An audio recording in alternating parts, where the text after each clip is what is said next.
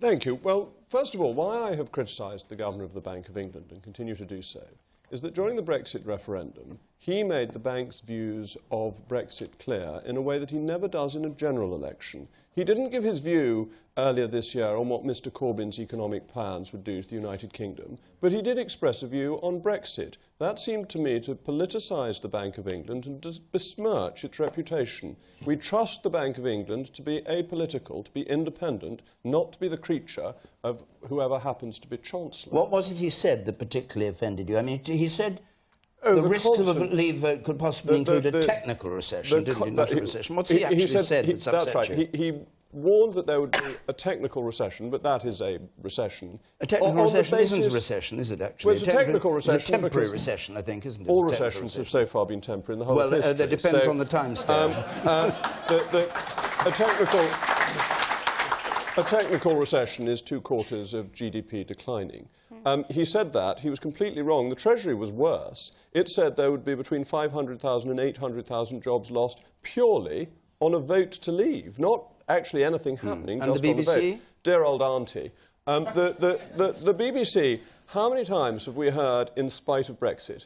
In spite of Brexit, a record 3 million jobs have been created since 2010. In spite of Brexit, unemployment is its lowest level since 1975. In spite of Brexit, England defeated the West Indies at Lord's. I mean, it is... it is again and again...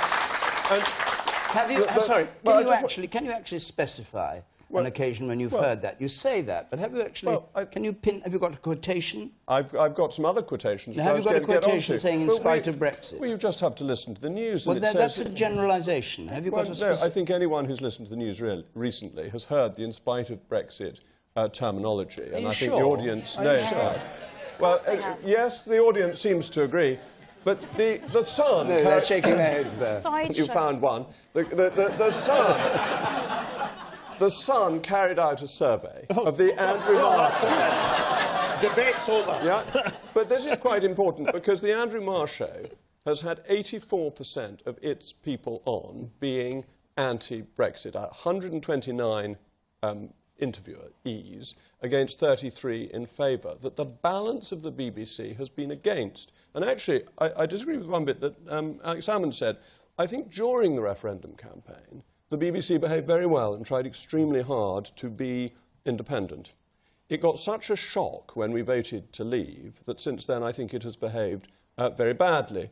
And I think that the situation we're in terms of the negotiations is exactly what you would expect. We have the 2-year time limit. If we hadn't exercised Article 50, the vote would simply not have been implemented. The government had to exercise Article 50, and it's now getting on with it. And of course it's an argument. That's the nature of the negotiation.